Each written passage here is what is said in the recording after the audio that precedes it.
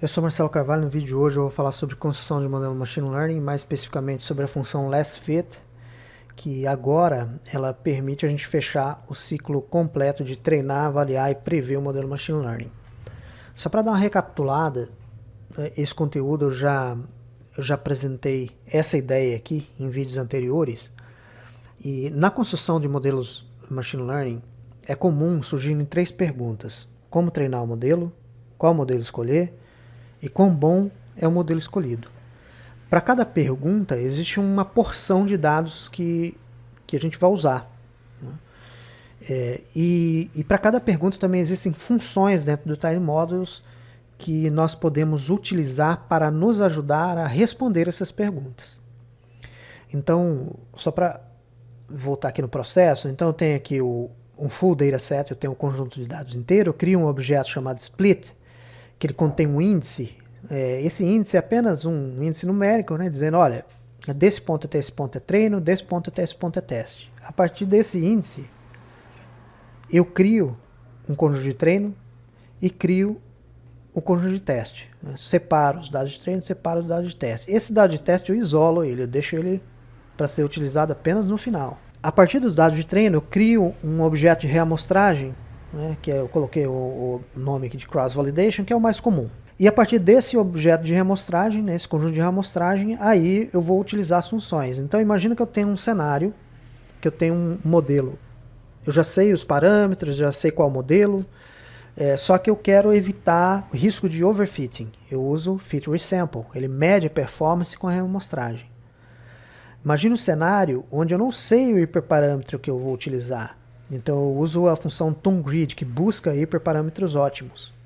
Imagina outra situação que eu não sei qual modelo eu vou utilizar e eu não sei qual pré-processamento eu vou utilizar e além disso não sei qual hiperparâmetro eu vou utilizar. Então o Workflow Map ele permite a integração desses dois objetos aqui junto com essa possibilidade de testar modelos diferentes com pré-processamentos diferentes simultaneamente. Isso no processo aqui de treinamento e validação, tá? Eu coloquei esse validation aqui porque quando eu tenho muitos dados, né, eu posso optar ou por criar um conjunto de amostragem ou criar só um conjunto mesmo simples de validation e fazer esse mesmo processo aqui. Okay? Então esse aqui ele aceita tanto validation quanto um objeto de cross validation também. Bom, saindo dessa etapa de validação, né, treinamento e validação do modelo, que eu respondo a pergunta aqui, qual é o modelo escolher, né, eu preciso responder agora a pergunta, ok, escolhi o modelo, e quão bom esse modelo é? Aí que eu venho usar a função LastFit. Essa função LastFit, ela faz o quê? Ela pega os dados de treino, treina o modelo, pega os dados de teste e testa o modelo. E retorna ali a métrica. Então, antes, ela era muito boa porque ela retornava, ela devolvia um objeto muito útil para a métrica, mas ela não permitia eu fazer previsões no futuro. Então, por exemplo, ele vem aqui, ele treina o modelo e testa o modelo, eu observava as métricas, depois disso eu tinha que pegar esse fit, usar uma função fit com full dataset, e a partir desse objeto aqui, aí sim eu ia fazer a previsão para os novos dados. A novidade é que agora não. Agora o LastFit ele já permite eu fazer essas previsões. Né?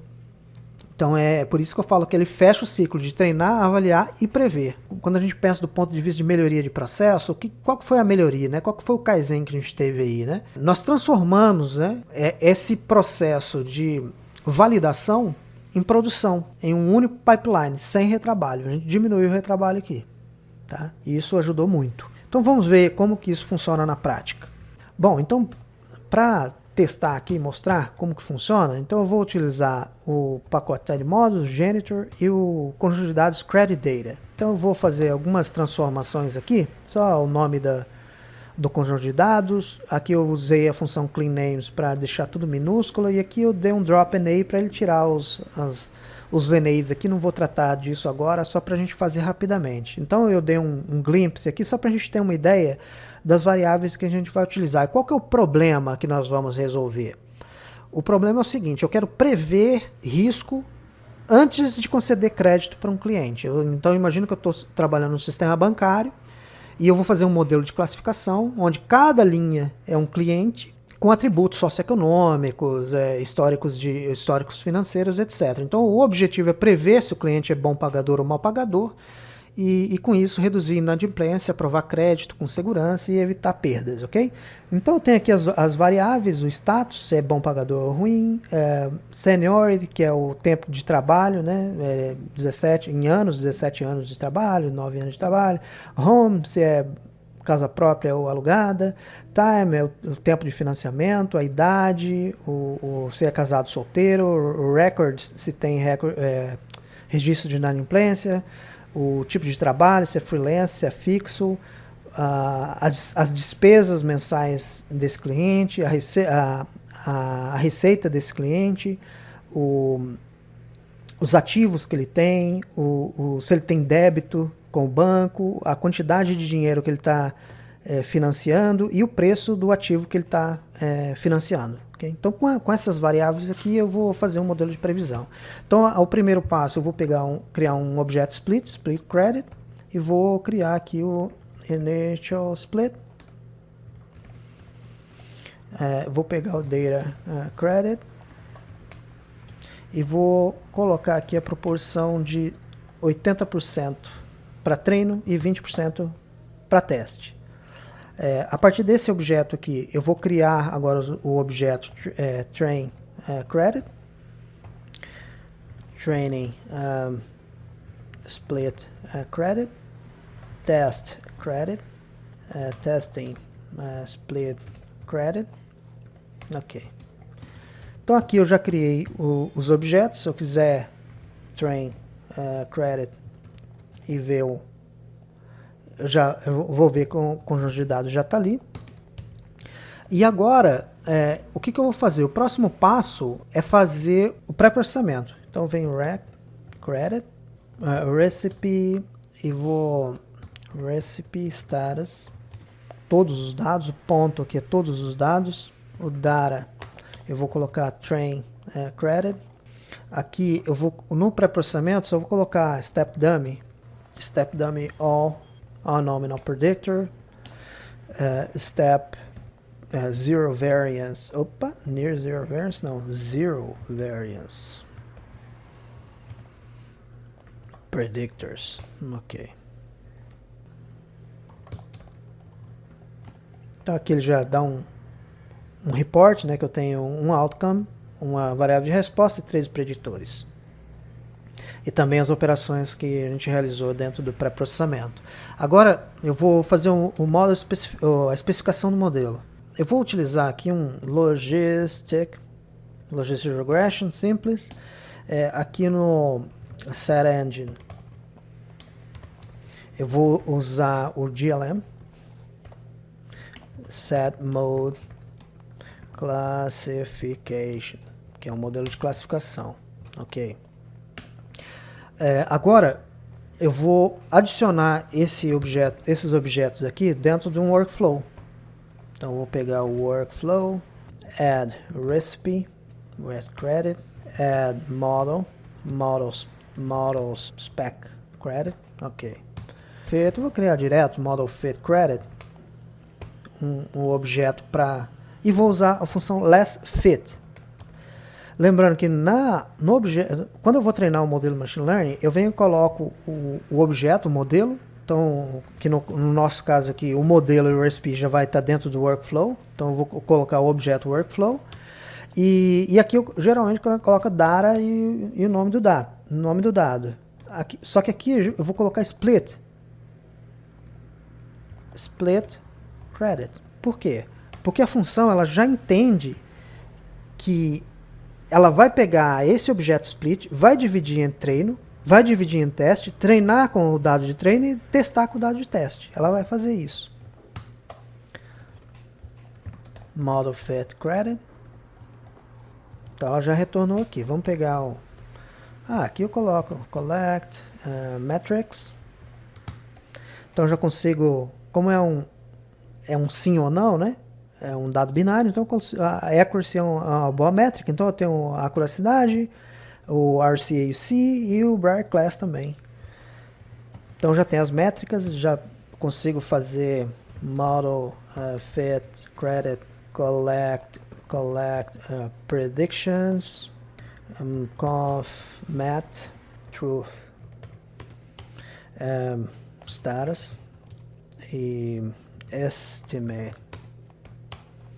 pred class. Então já me dá a matriz de confusão.